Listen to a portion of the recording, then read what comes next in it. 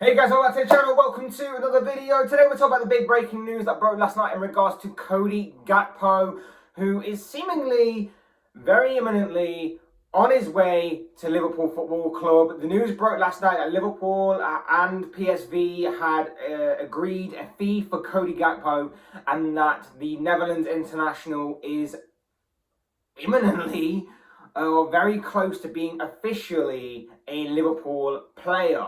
Big news coming out last night from the likes of Paul Joyce, and obviously that news snowballed and spiraled within a matter of an hour, maybe 2 hours at most, that Liverpool had gone from being interested to being in pole position to sign him, to then agreeing a fee for the Netherlands international. A very exciting prospect across Dutch football, a guy who's made a name for himself at PSV in the Eredivisie, and of course that has now gone on to the international stage as well. The recent World Cup in Qatar definitely put him on the map even more as a player and as a very promising young talent.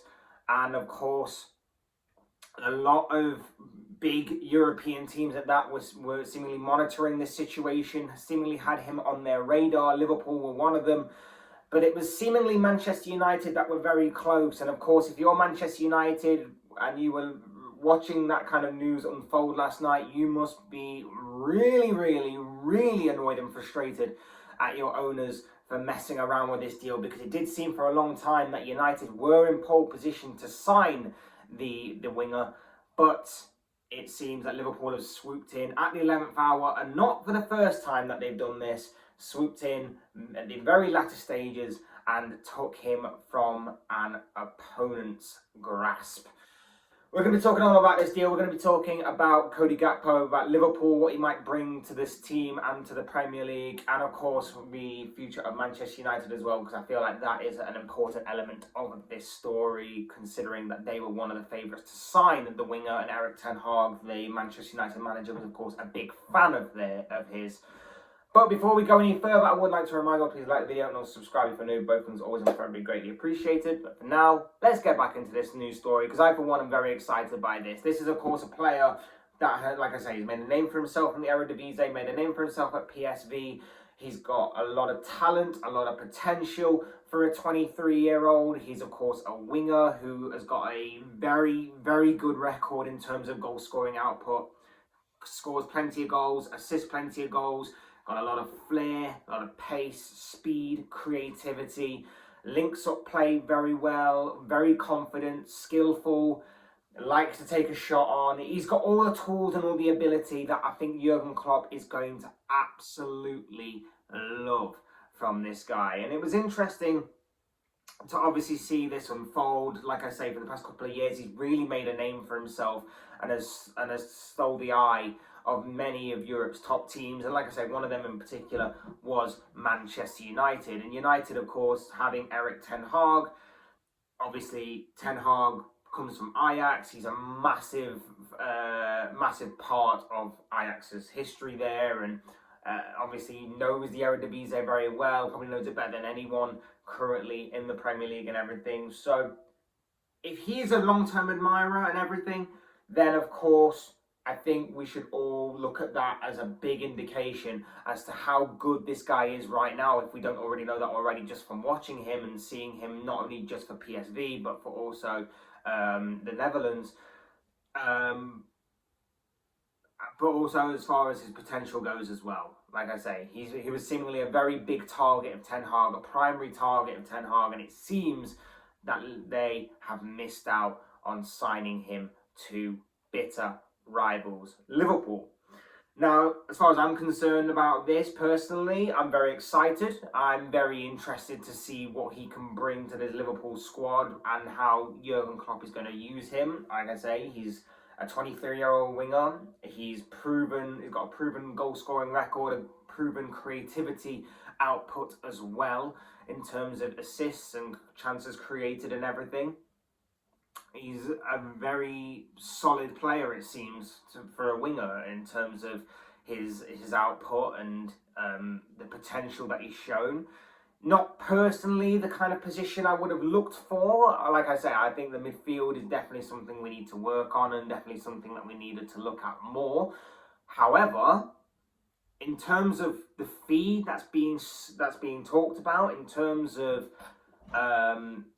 what the transfer story is unfolding before our very eyes, I'm more than happy with this. More than happy. It was reported last night that the fee is said to be worth 37 million upfront guaranteed, and then the fee could rise to about 50 million in add-ons. And I think for that kind of price in this transfer market, in today's transfer market, and I think in terms of,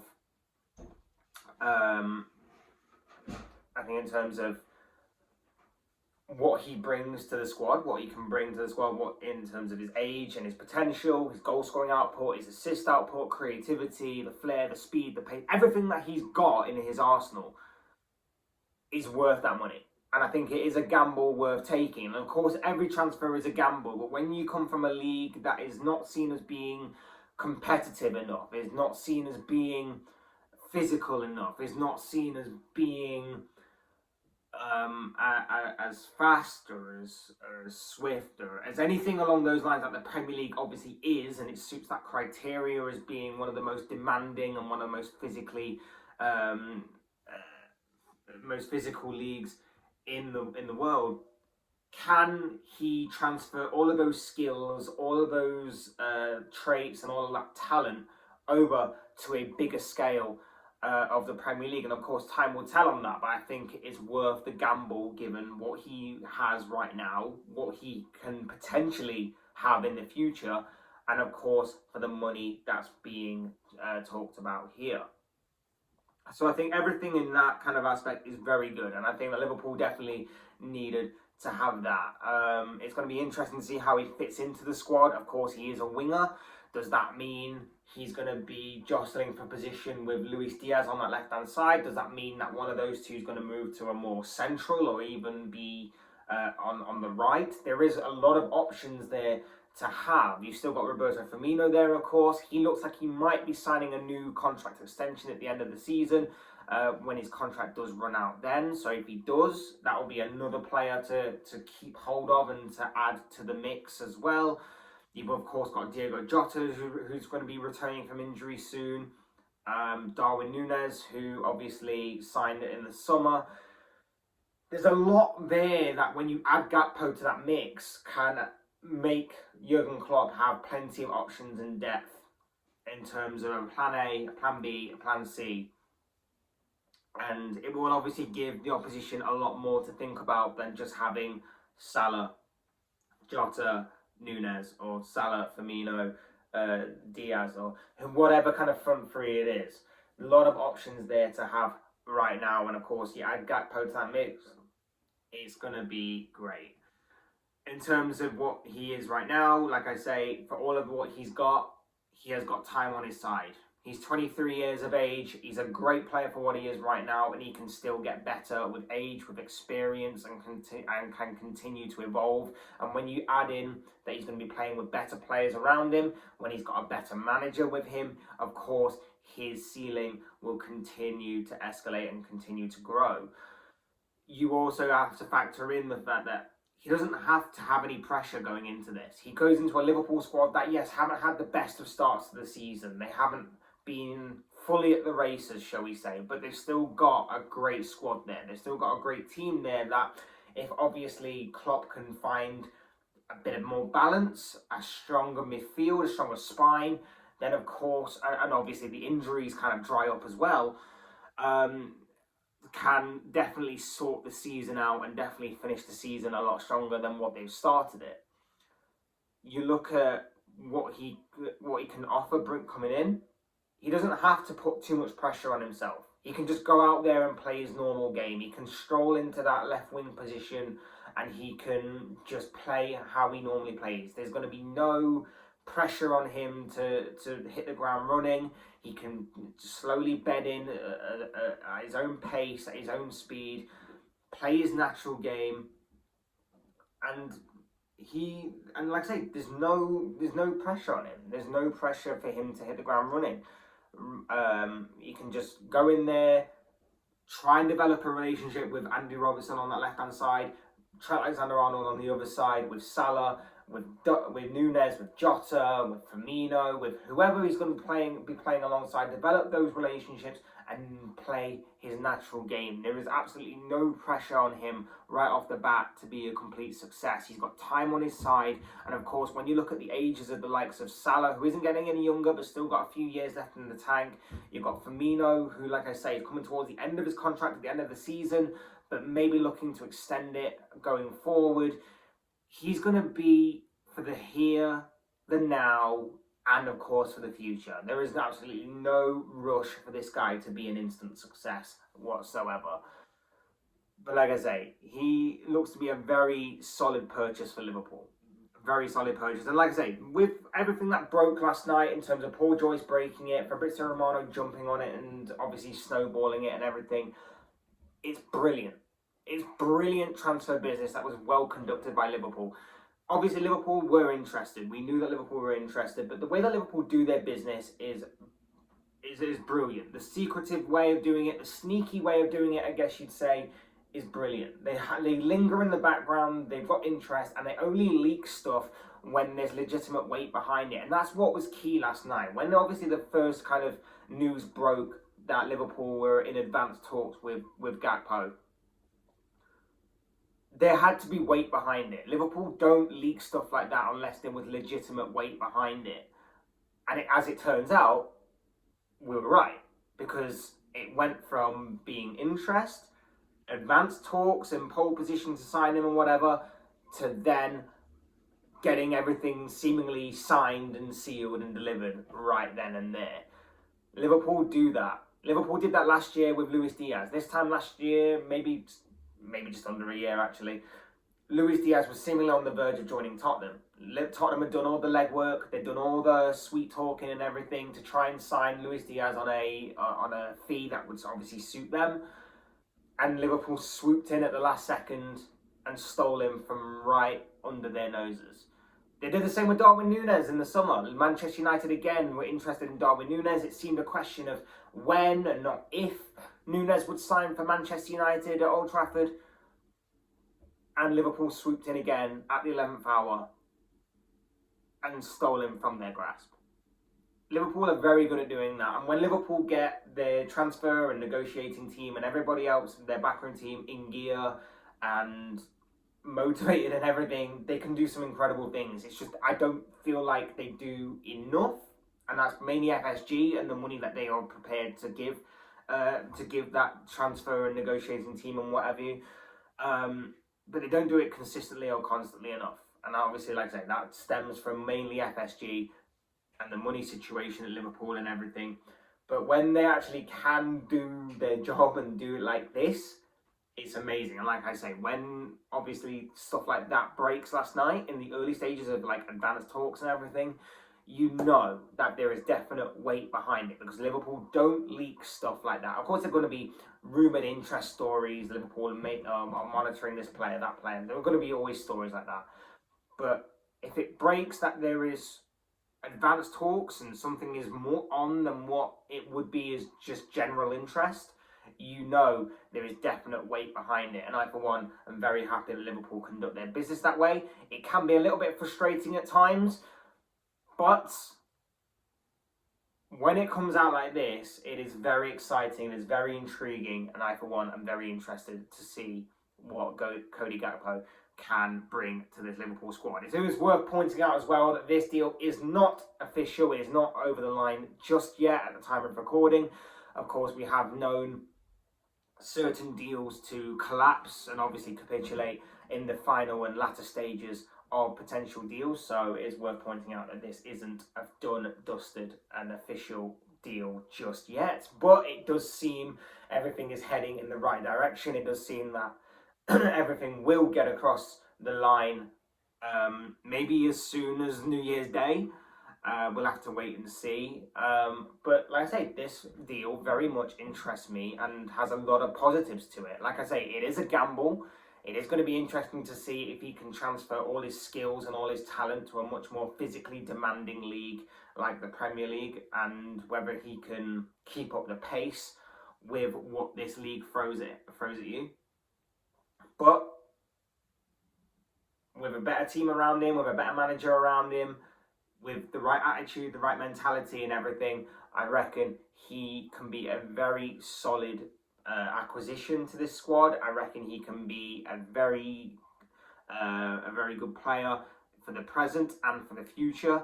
And I think that he is going to be a very solid signing in terms of what this club have managed to build so far. And taking him off our rivals Manchester United is obviously just the cherry on this particular cake. In terms of, speaking of Manchester United, just a quick word on them. Obviously, Erik ten Hag was a massive fan of this guy. And like I said, I think Liverpool fans can take a lot from that note of him being a big fan of his. And we can see that, obviously, he knows a lot about the Eredivisie, and probably more than a lot of people do. So we can probably take a lot of that. A lot from that, and see that obviously he's a player that he admires, and obviously a player that is very good for the present, and obviously has a very bright future ahead of him. So I think there's a lot we can take from obviously his admiration of him. And I'd also say that obviously the Glazers not won any fans over with this one, definitely not. They're definitely. The United fans will definitely have another kind of bullet in their gun to fire at them over this one.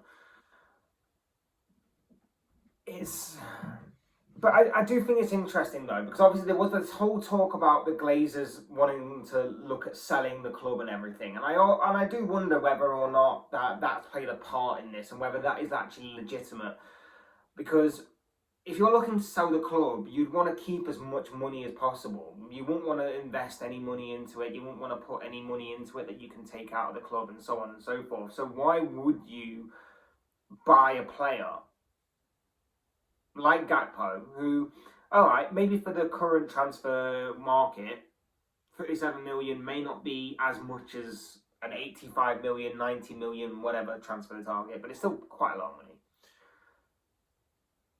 Why would you spend that amount of money if you weren't looking at selling a club? Now, I know that obviously Liverpool had a story a while ago about their owners looking to sell up and everything. I just always question whether or not United and the Glazers would actually sign a player like this before looking to sell up. So I do often wonder if that's played a part in it, whether there's some legitimacy behind that story.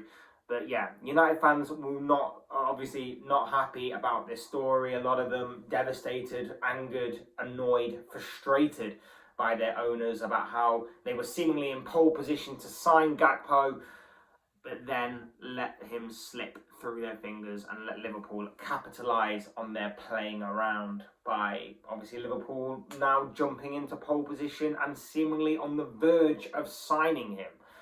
Like I say, I'm excited. I'm very intrigued by this deal. Looking forward to seeing him in action, much closer up level at Liverpool, seeing how he develops over time, seeing how he fits into this Jurgen Klopp model, and obviously seeing how he interacts and gets along with the teammates on the pitch as well. But I'm very interested to see the potential of Cody Gakpo, and obviously just seeing how he fits into the Liverpool shirt, should obviously this deal get over the line, which with everything being talked about and considered should happen very, very, very soon. But of course, those are just the thoughts, comments, opinions, predictions, feelings, whatever you want to call it, of this guy. I want to know what you guys think. What do you make of this big news story regarding Cody Gakpo moving to Liverpool, seemingly on the verge of being officially unveiled as a Liverpool player? What are your own thoughts, your comments, opinions, predictions, feelings on this particular story? Not just from Liverpool fans, obviously, who I'm very much interested to see what you guys' thoughts are on this goal scoring and assist machine, but also from rival fans and of course Manchester United fans as well, who, like I say, were seemingly very close to signing him but played around too much and have seemingly let him slip through their fingers. Very interested to know what your guys' thoughts, comments and opinions are on this particular story. Otherwise, hit the like button on the way up if you enjoyed the video, subscribe if you're new, want to see more content like this. Both things are always done for a bit, greatly appreciated. And as always, thank you all so much for watching and listening. I've been Fletch, this has been another Fletch Talks video, and I'll see you all again soon in another video.